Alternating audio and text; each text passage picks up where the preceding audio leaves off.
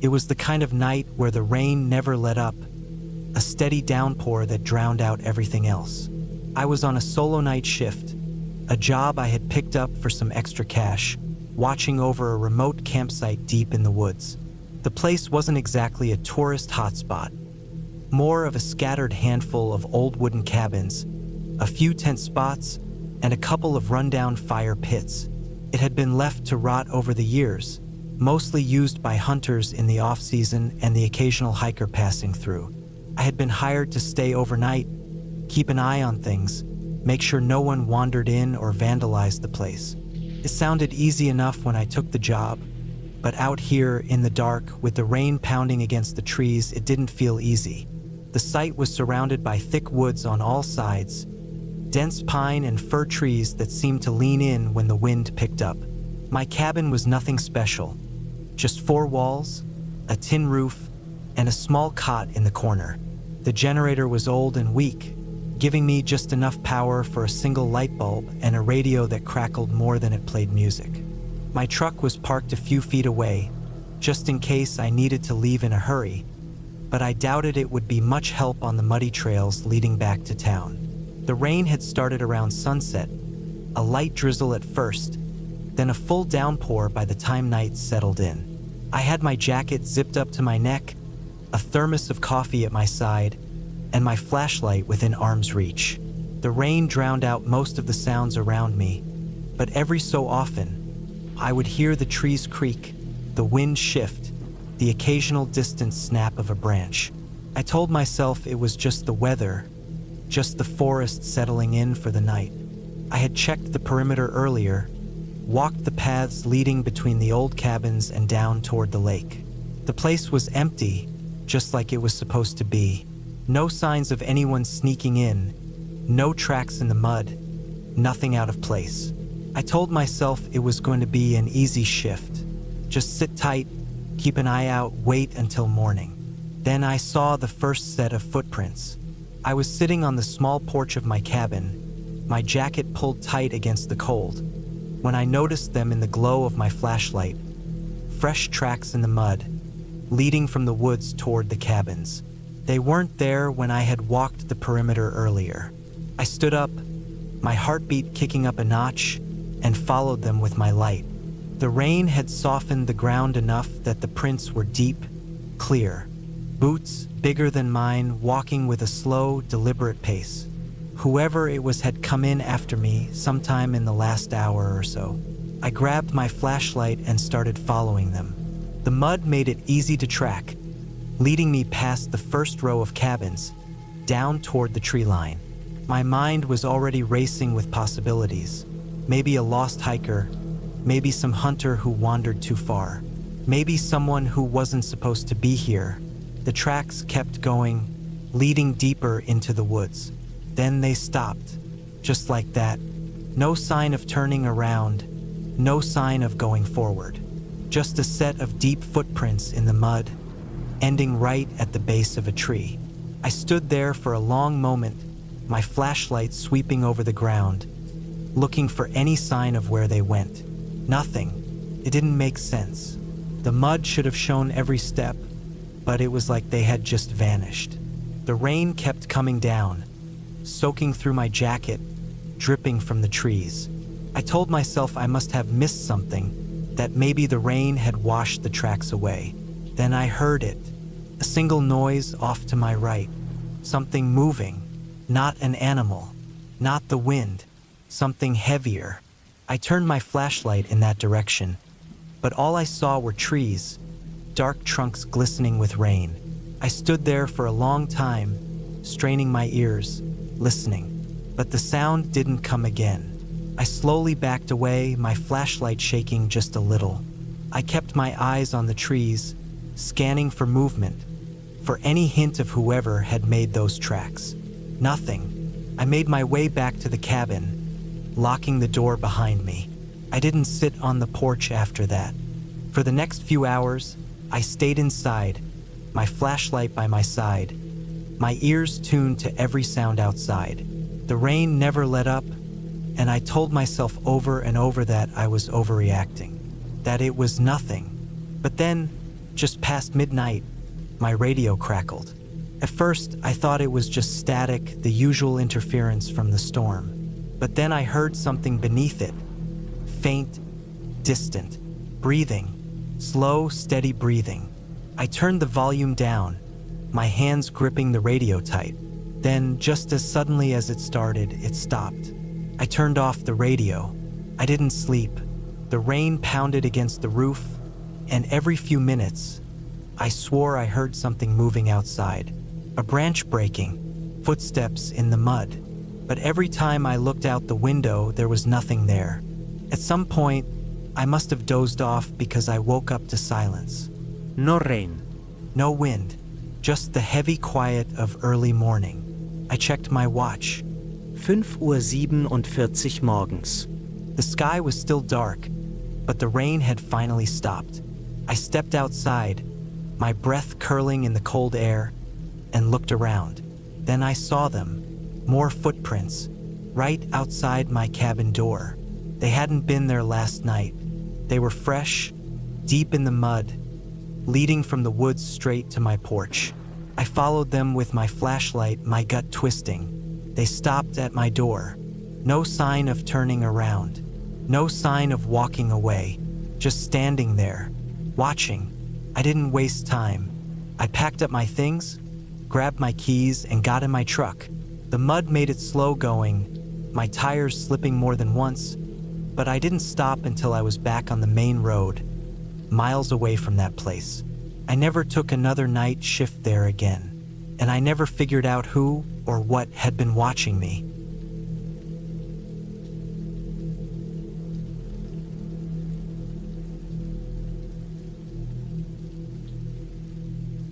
It was late October 2013 when I took some time off and went camping deep in the mountains of Colorado.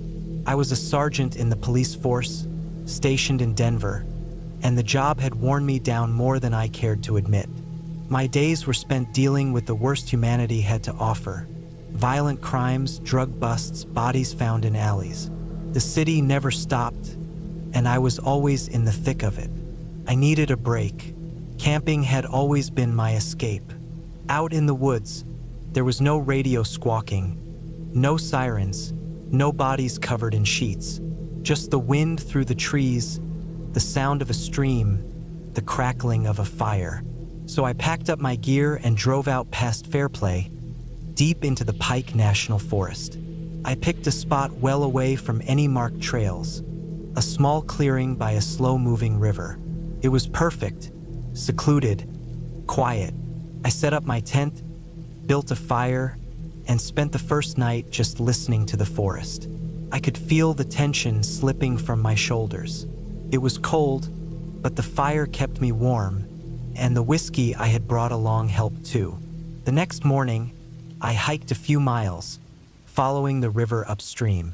The landscape was rugged, sharp cliffs, thick brush, towering pines. I found signs of deer, maybe elk.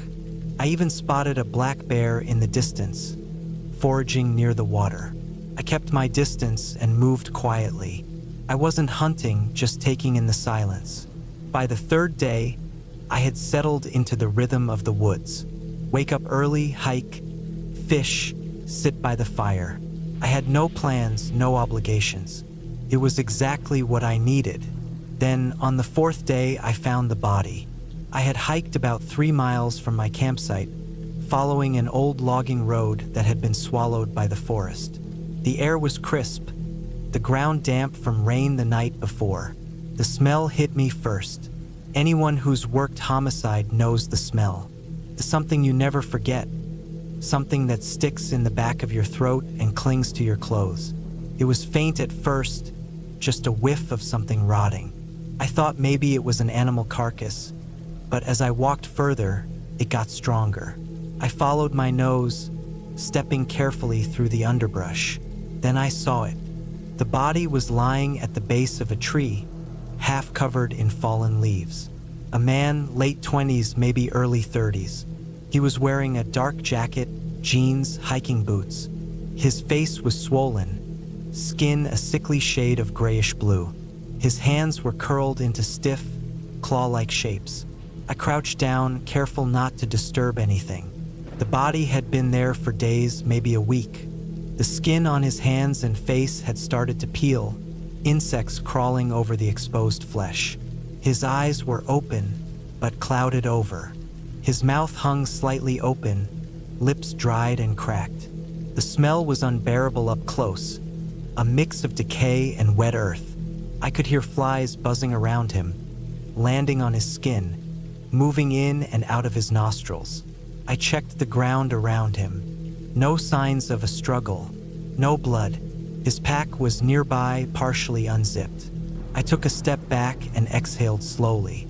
I had found plenty of bodies in my career, but never like this, never alone in the middle of the woods, miles from the nearest road. I forced myself to think. There were no obvious signs of trauma. No gunshot wounds, no stab marks.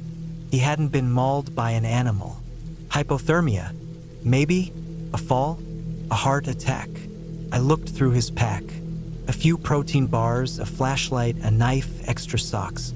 A map of the area, slightly crumpled.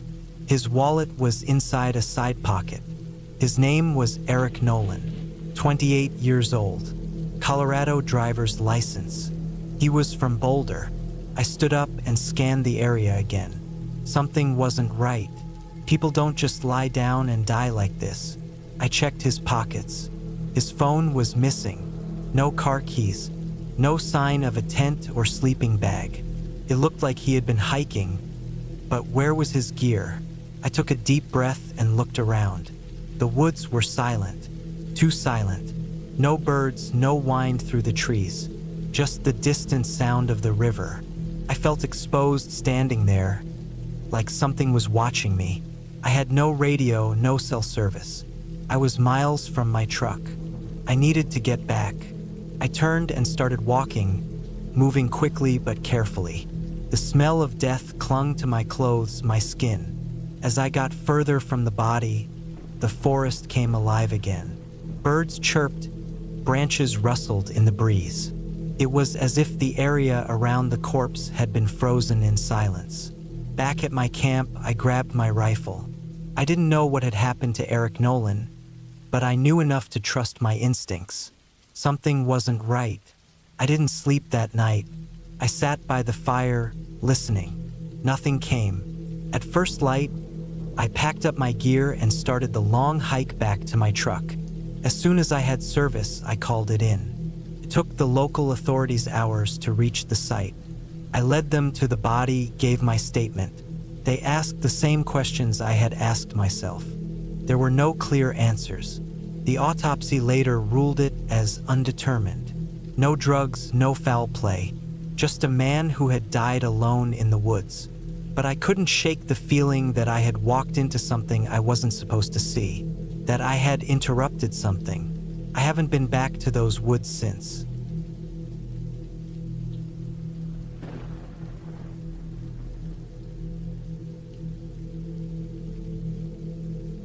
I had always loved the quiet of the woods at night.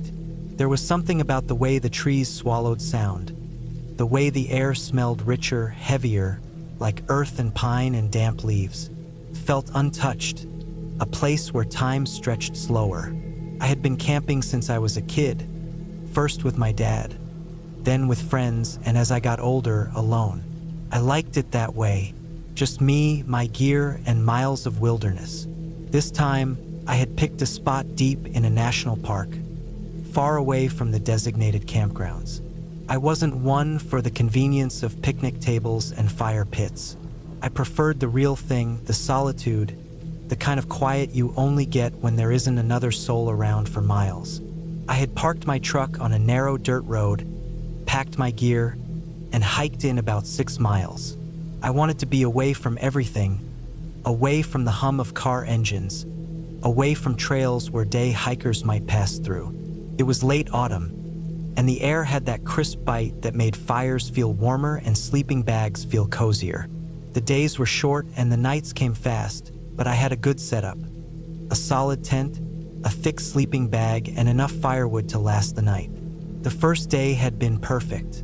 I spent the afternoon setting up camp near a small creek, gathering wood, and making sure everything was in order before dark. The sun dipped behind the trees, the sky turning deep orange before fading to black, and I sat by the fire, eating a simple meal. It was the kind of peaceful I craved. But then I saw him. It was just a shape at first, something at the edge of the firelight. A figure standing between the trees, far enough that I couldn't make out details, but close enough that I knew it wasn't an animal.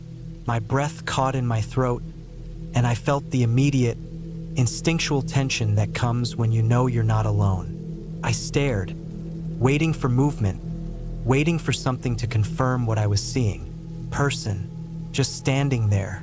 I thought maybe it was a hiker who had gotten lost, someone looking for help. But they didn't call out. They didn't move. They just stood there watching. I slowly reached for my flashlight, clicked it on, and aimed the beam toward the trees. Nothing. The moment the light hit, the figure was gone. No sound of footsteps, no sign of movement, just empty forest. My heart pounded, but I tried to reason with myself. Shadows could play tricks.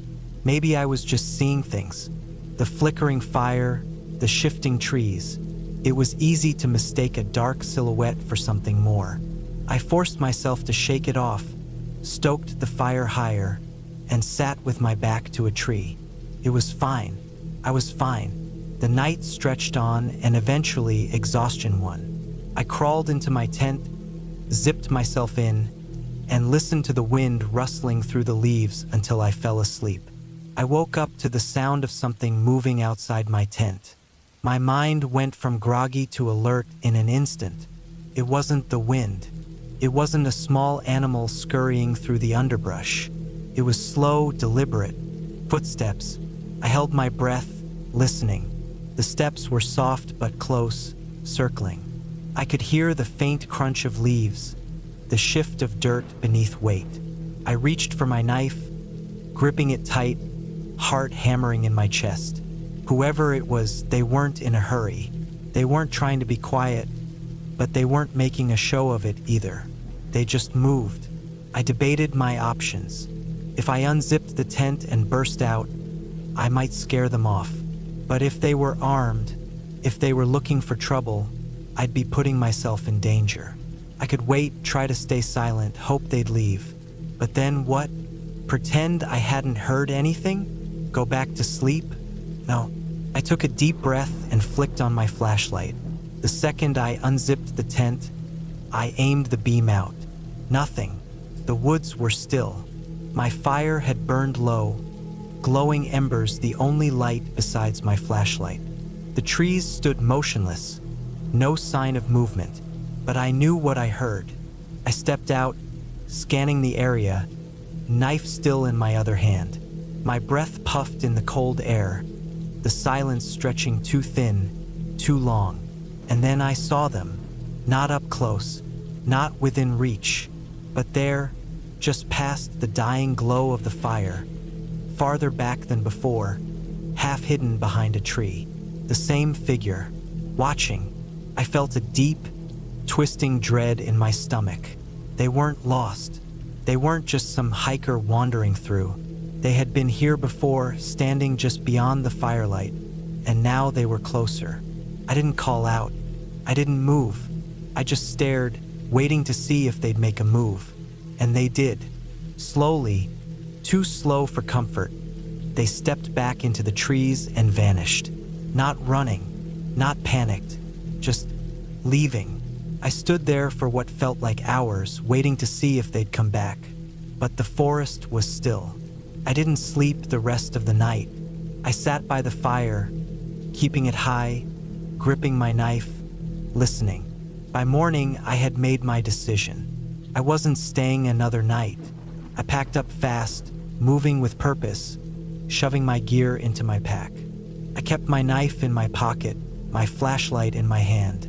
I wasn't wasting time. The hike back felt longer than it had coming in. Every sound made my skin crawl. Every shift in the trees made me glance over my shoulder. I wasn't being paranoid. I knew I had seen someone. I knew they had been watching. I was about a mile from my truck when I saw it. Footprints, fresh ones in the dirt along the narrow trail. But they weren't mine. They were coming from the direction of my truck, leading toward my camp. Whoever had been out there, whoever had been watching me all night, had walked that same trail. Had they followed me in? Had they watched me before I even knew they were there? I didn't stop to think about it. I picked up my pace, pushing forward until I finally saw my truck through the trees. I half expected to find something waiting for me. A message, a sign, something worse. But the truck was fine. No slashed tires, no broken windows. Just sitting there, like I had left it. I threw my pack in the back, climbed in, and locked the doors. My hands were shaking as I started the engine. I didn't look back as I drove away. I didn't stop until I was miles from the woods, back on paved roads, surrounded by houses and people and the safety of civilization. I still don't know who they were. I don't know what they wanted. But I know one thing. They weren't lost. They weren't passing through. They had been waiting.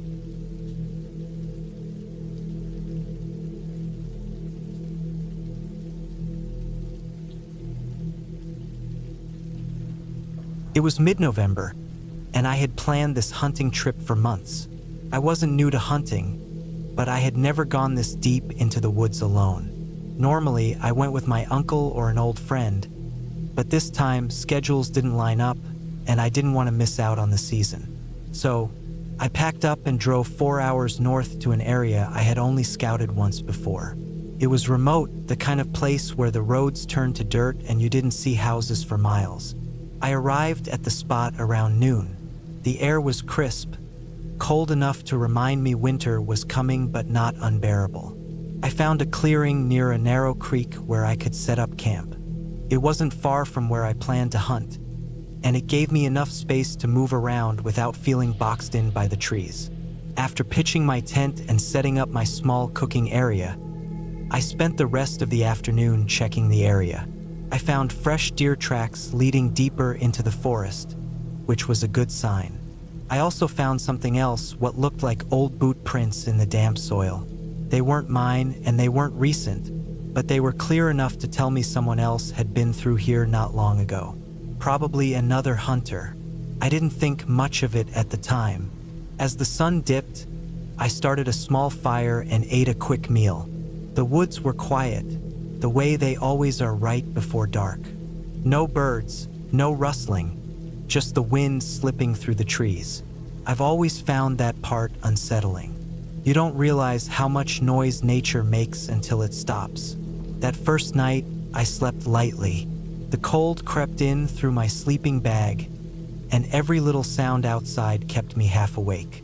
I could hear the occasional crack of a branch, probably just animals moving through the brush.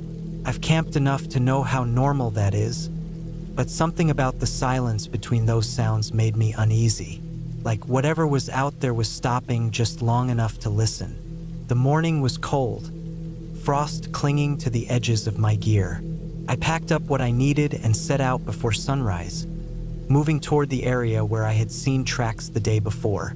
The forest was dense, the kind of place where the trees seemed to lean in on you.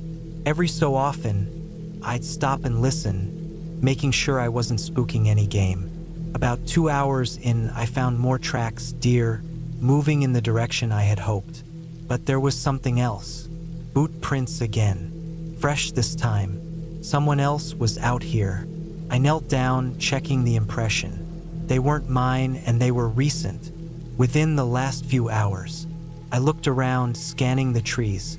I didn't see anyone, didn't hear anything, but I felt something, that weird feeling like you're being watched. I shook it off and kept going. I wasn't about to let some other hunter make me paranoid. The farther I moved, the deeper the woods became, until I finally spotted movement ahead. A deer, standing just beyond a line of thick trees. I slowed, raised my rifle and lined up my shot. Then something moved in the distance. Not the deer, something farther back. A shape shifting between the trees. I lowered my rifle slightly, squinting into the woods. The figure was too far to make out clearly, but it wasn't an animal. It was a person, standing still. I hesitated. I wasn't on private land, but I was deep enough that I didn't expect to see anyone. I lifted a hand, just a small wave to let them know I saw them. They didn't respond. They just stood there. A cold feeling crept up my spine. I turned my attention back to the deer, but it had already disappeared into the trees. When I looked back to where the person had been, they were gone too. I exhaled, tightening my grip on my rifle. I told myself it was just another hunter, maybe someone who didn't want to interact. It wasn't illegal to be out here after all, but something about the way they had just stood there watching didn't sit right with me. I stayed out a few more hours, but I didn't see anything worth taking a shot at. I felt uneasy the whole time, like something was just out of sight. When I got back to camp, the sun was already dipping below the trees. I started a fire, cooked a quick meal, and tried to shake off the feeling from earlier. But as I sat there, eating in the dim light, I started noticing things. My gear wasn't where I had left it. My backpack, which I had leaned against a log, was now sitting upright. My rifle case had been moved slightly. At first, I thought maybe I had just forgotten how I left them. But as I looked closer, I noticed something else. Boot prints, near my tent. I stood there, staring at the ground, my heart thudding. Someone had been here, while I was gone. I grabbed my rifle and scanned the trees. The fire flickered, casting long shadows across the ground, making it hard to tell if something was moving. The woods were silent again. I didn't sleep that night. I sat with my rifle across my lap, listening. Every so often, I would hear something, a crack of a branch, the rustling of leaves, but nothing ever came close. By morning, I had made up my mind. I was packing up and leaving. As soon as the sun came up, I started tearing down camp. I wasn't scared exactly, but I wasn't about to wait around to find out who had been creeping around my campsite. As I packed, I noticed something new, something that made my stomach drop. Near the edge of my camp, carved into the bark of a tree, were two deep, jagged cuts, like someone had taken a knife and slashed the wood. It wasn't a marker. It wasn't random. It was deliberate. I finished packing in record time and started hiking back toward my truck. The whole way, I felt like I was being followed. I kept checking over my shoulder, scanning the trees, but I never saw anything. When I finally reached my truck, I threw my gear in the back, climbed in, and locked the doors. Only then did I let myself breathe. As I started the engine, I glanced back toward the trail, and I saw him, a man, standing just at the tree line, half hidden in the shadows. He wasn't moving. He wasn't waving. He was just standing there, watching me. I didn't hesitate. I put the truck in drive and got the hell out of there. I don't know what he wanted. I don't know how long he had been out there, watching me. But I do know one thing. I won't be hunting alone again.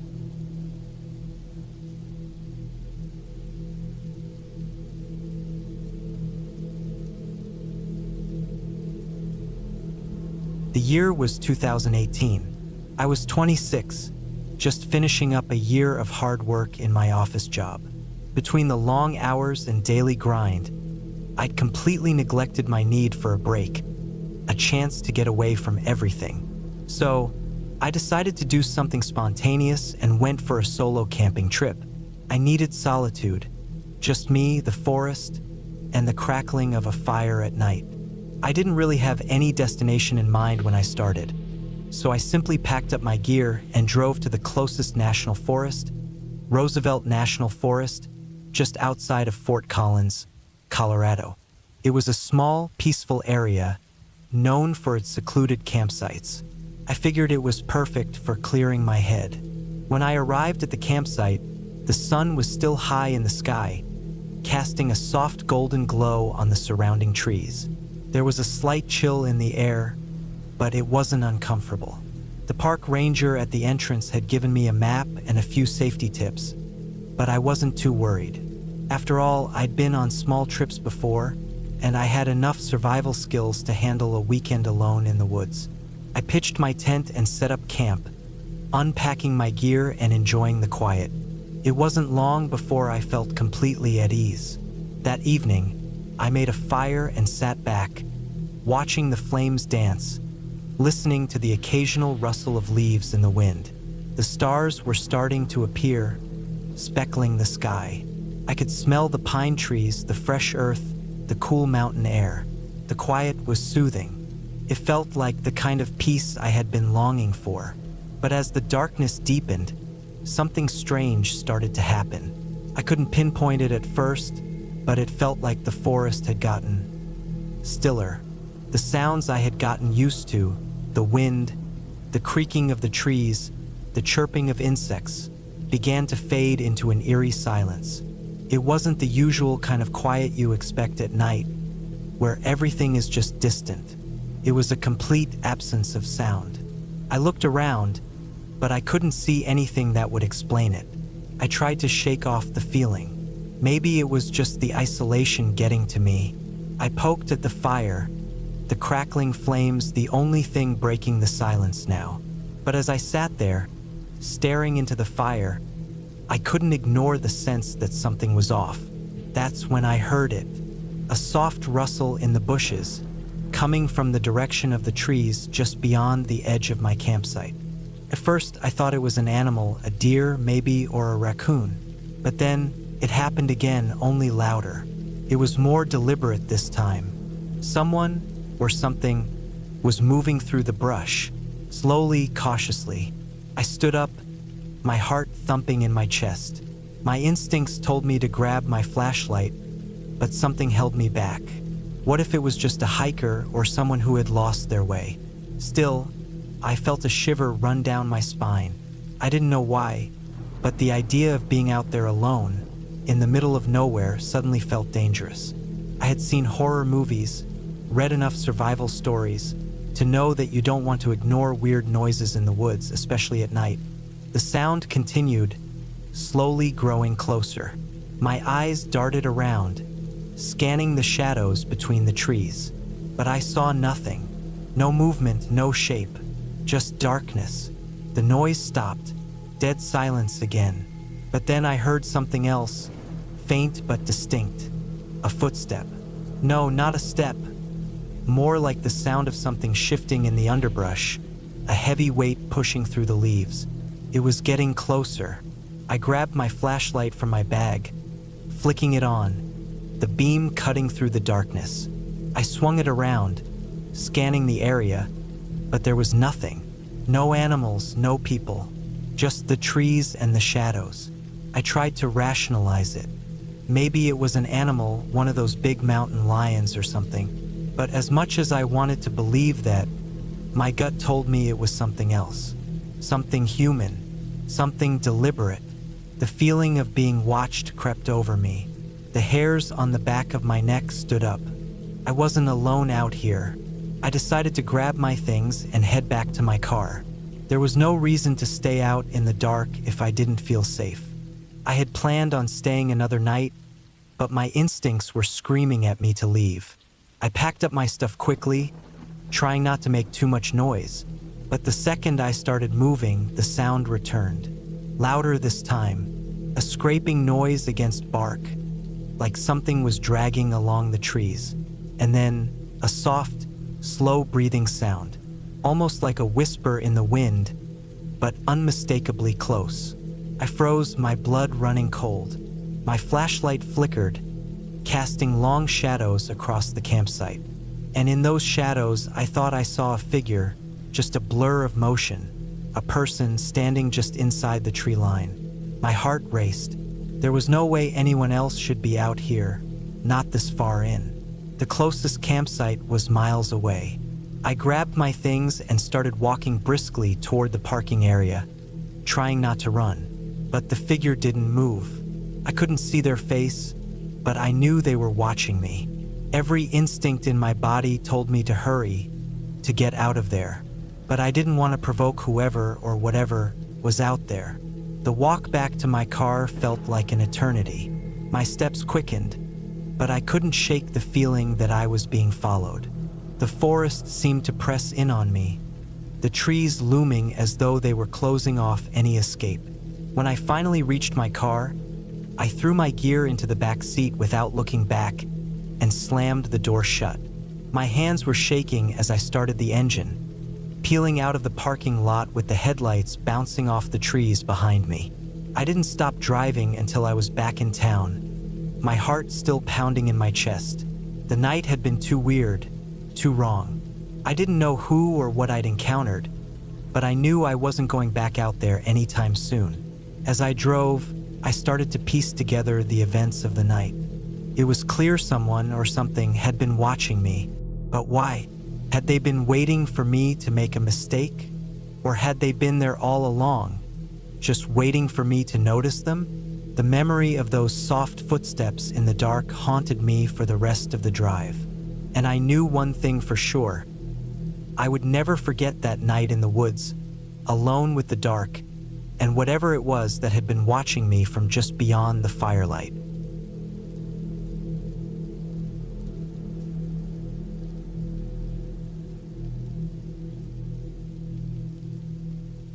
I was never much of an outdoors person, but every now and then, I needed a break from everything. Work, people, the constant hum of city life. It had been a stressful few months, and a camping trip seemed like the perfect way to clear my head. I had a few days off, and I wanted nothing more than silence, the kind you can only find deep in the wilderness. I packed up my gear, made sure I had everything I needed: tent, food, extra layers, my old hunting knife, and a small hatchet. I had been camping a few times before, but never alone. Something about it was both exciting and unnerving. There's a certain vulnerability to being out in the open with nothing but a thin layer of fabric between you and the world. I chose a remote spot in Montana, miles away from the nearest town. It was a stretch of dense forest near a river, a place I had read about in an old forum post. Someone had mentioned how untouched it was, how you could go for days without seeing another person. That was exactly what I wanted. By the time I reached the spot, the sun was dipping low. The air was crisp, carrying the scent of pine and damp earth. I parked my truck at the edge of a dirt path and hiked in a little over a mile to find the perfect place to set up camp. The forest was quiet, aside from the occasional rustling of leaves and the distant call of some unseen bird. I found a clearing near the river, wide enough for my tent but still surrounded by trees for cover. I set up camp quickly, getting my tent pitched and gathering some firewood before it got too dark. As I worked, I kept noticing how quiet everything was. No distant hum of insects, no crackling of branches from small animals moving around. Just an eerie kind of stillness. By the time I had a fire going, the sky was a deep, dark blue. I sat down with a can of chili and a beer, staring into the flames, letting the heat warm my hands. The sound of the river was the only thing breaking the silence. It was peaceful in a way, but there was something else too, something I couldn't quite put my finger on. I told myself I was just on edge from being alone. The mind plays tricks when there's nothing familiar around. I sat by the fire for a long time, letting my thoughts wander. When the wind picked up, the trees around me swayed, their branches groaning. That's when I heard it. At first, it was faint, almost swallowed by the wind. A sound that didn't belong. A whistle, not like a bird or the wind through the trees. It was deliberate, human. Just a short, sharp whistle, like someone calling a dog. I froze. I knew for a fact that I was alone out here. There was no one for miles. I had made sure of it. I turned, scanning the trees, but the firelight only reached so far. Beyond that was darkness. Thick, heavy darkness. I listened, waiting. Nothing. Maybe it had been my imagination, or some weird trick of the wind. I shook it off and went back to my fire, but something felt different now. The peacefulness from before was gone, replaced by something else, something wrong. I tried to ignore it. I finished my meal, let the fire burn down a little, and finally crawled into my tent. The second I zipped it closed, I felt vulnerable. The fabric was thin, useless against anything that really wanted to get in. I laid there for a long time, staring at the ceiling of my tent, listening. The forest was still quiet except for the river. The wind had died down. I closed my eyes, telling myself to stop being stupid. Then I heard it again. A whistle, closer this time. I held my breath. My mind raced, trying to make sense of it. It wasn't a bird. It wasn't the wind. It was a person. But why the hell would anyone be out here, this far from civilization, in the middle of the night? The whistle came again, closer. I reached for my knife, gripping it tight. My heartbeat was so loud I could hear it in my ears. I had camped before. I had heard animals moving through the brush, owls calling in the distance. This wasn't that. This was something else. Then the footsteps started. Soft at first, but unmistakable. Something was moving outside my tent. I stayed completely still. The footsteps circled my tent, slow and deliberate. Not an animal. Too heavy, too precise. I held my breath, waiting. Then, just outside the thin fabric of my tent, I heard breathing. Deep, slow, controlled. I gripped the knife so hard my fingers ached. The breathing continued, steady and calm, like whoever or whatever was out there knew I was awake. Then, just as suddenly as it had started, it stopped. The footsteps moved away, disappearing into the woods. I stayed frozen in place, my body rigid, waiting for what felt like hours. I told myself I should check, that I should grab my flashlight and look outside. But something in my gut told me not to. I don't remember falling asleep. I must have eventually, because the next thing I knew, it was morning. The sun was streaming through the trees, the sky a perfect, cloudless blue. Everything looked normal. But when I stepped outside my tent, my blood ran cold. There were tracks. Not boot prints, not anything human. They were long, deep, almost like hooves, but elongated, distorted. They circled my tent, stopping just at the entrance. And then there was something else. My cooler, which I had left by the fire, was open. The food inside was untouched, but there was something else in there now. A single raw deer leg, fresh, bloody. I packed up my gear in record time, shoving everything into my backpack, my hands shaking. The whole time I felt watched. I could feel eyes on me, hidden somewhere in the trees. I didn't stop to eat, didn't stop to rest. I hiked back to my truck without looking back, without slowing down. As I drove away, I checked my rearview mirror, half expecting to see something standing at the tree line. But there was nothing, just the endless stretch of trees, silent and still. I never went camping alone again.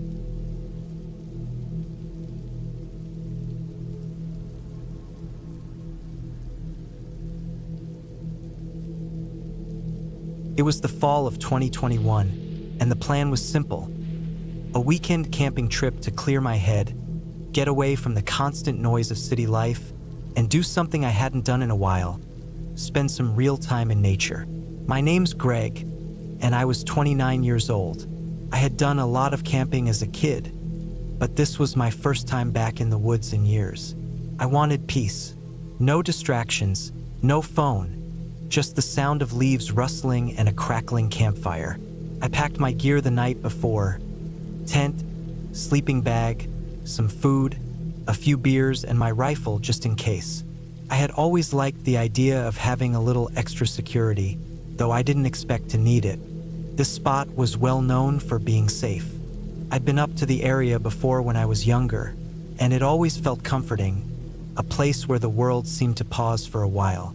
The drive up to the campsite was quiet, the only noise the hum of my old truck's engine. The trees on either side of the road were beginning to change color, the yellow, orange, and red leaves falling to the ground in a steady rain of autumn. It was a peaceful drive, and I didn't really think about anything too deep, just enjoying the solitude. I hadn't told anyone where I was going, and there wasn't really a reason to. It was one of those trips where you just wanted to get away from everything, and the fewer people who knew, the better. When I arrived, it was late afternoon. The air had a crisp bite to it, but not enough to make me uncomfortable. I took my time setting up camp, enjoying the process. The sound of my boots crunching through the fallen leaves, the smell of pine trees mixed with damp earth. It was the kind of atmosphere I was craving. My campsite was tucked into a small clearing in the woods, not far from a small creek that bubbled gently over rocks. The sun was low in the sky, and I had just finished setting up the tent when I decided to take a walk through the woods. The air felt fresh, and the trees were dense, blocking out much of the fading daylight. I didn't have a specific direction in mind. I just wanted to stretch my legs and enjoy the quiet. I kept the trail near the creek in sight, the sound of running water guiding me deeper into the forest. The walk was uneventful at first. I came across a few deer tracks, and the occasional bird call echoed through the trees. As the sun continued to set, the woods seemed to grow quieter, as if everything was preparing for the night. I was heading back to camp when I heard it, a rustling in the underbrush. It wasn't the usual small critters that would scurry around. This sound was different. It was too deliberate, like something was moving through the brush, taking its time. I paused, listening carefully. My heart rate picked up a little. I tried to convince myself it was just a deer or maybe a larger animal, but deep down, I knew it didn't sound like that. There was a weight to the noise, a heaviness I couldn't ignore. I wasn't sure what it was, but it didn't feel right. I slowly turned around and started back toward my campsite, taking extra care to keep quiet, my senses on high alert. The air felt still, almost unnaturally so. The further I walked, the more I felt like I was being watched. But when I turned around, there was nothing. Just the trees, the creek, the fading light. I didn't want to feel paranoid. It was probably just the quiet of the woods messing with me, but the feeling lingered. I quickened my pace, half walking, half running back to camp. When I finally made it back, I was relieved to see my tent still standing where I'd left it. The fire I'd started earlier was burning low but still glowing warmly. I took a deep breath, settling down beside the fire. I grabbed a beer from the cooler and opened it with a satisfying pop, trying to shake off the weird feeling. The woods were peaceful again, the normal sounds of crickets and rustling leaves returning. I had to admit I was just being jumpy. I hadn't been out in the wilderness like this in a while, and my mind was probably playing tricks on me. The night deepened, and I settled in by the fire, enjoying the warmth. I cooked some beans and sausages over the flame, the smell mixing with the cool night air. It felt good to be away from the city, away from everything that had been bothering me lately. I had no real agenda for this trip, just some time to reflect and breathe. Around midnight, I heard something again. It was subtle at first, just a faint rustle in the leaves from behind the tree line. I tried to ignore it, convincing myself it was just a fox or a raccoon. But then I heard it again, this time louder. It was unmistakable. Someone or something was out there, just beyond the clearing where my campfire burned. I stood up, slowly, not wanting to make any noise. My eyes scanned the edge of the trees. The campfire flickered, casting long shadows that seemed to stretch into the darkness. The rustling stopped. For a long moment, the only sound was the crackling of the fire. Then I heard a branch snap. It was close, too close. My heart skipped a beat. I reached for the rifle leaning against the tree next to me. I didn't know what to expect, but I felt like I needed to be prepared.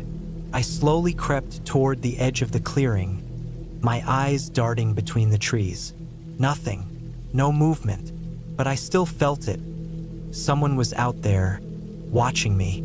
My skin crawled, and I couldn't shake the sense that whatever was out there was aware of me too. I stayed perfectly still, trying to listen for any more sounds. For what felt like an eternity, there was nothing. Then, from the corner of my eye, I saw movement. A figure, tall, thin, just on the edge of the trees. My heart raced and I froze. The figure didn't move at first, but it was staring at me, or at least I thought it was. I couldn't make out much in the darkness, but I felt the weight of its gaze. I raised the rifle, pointing it in the direction of the figure, my finger on the trigger. But just as quickly as it appeared, the figure was gone, disappearing into the trees without a sound. I didn't wait to see if it would come back. I grabbed my stuff, shoved it into the truck, and drove out of the clearing as fast as I could. The truck's headlights cut through the darkness, but I didn't dare look back. I just kept driving, my mind racing with what I had seen, or thought I had seen. By the time I reached the nearest town, it was nearly 2 a.m. I pulled into a gas station, still shaken. I sat in the truck for a while, trying to calm down. My hands were still trembling. I never went back to that spot. I don't know what I saw out there that night, and part of me doesn't want to know. Maybe it was just a person, someone else out there camping, or maybe it was something else entirely. I don't really care to find out, but I can tell you this. I've never felt the woods the same way again. Every time I hear the rustling of leaves in the wind or see a shadow move in the distance, I remember that night. I remember the feeling of being watched, of something lurking just beyond the light, waiting. And I won't forget it.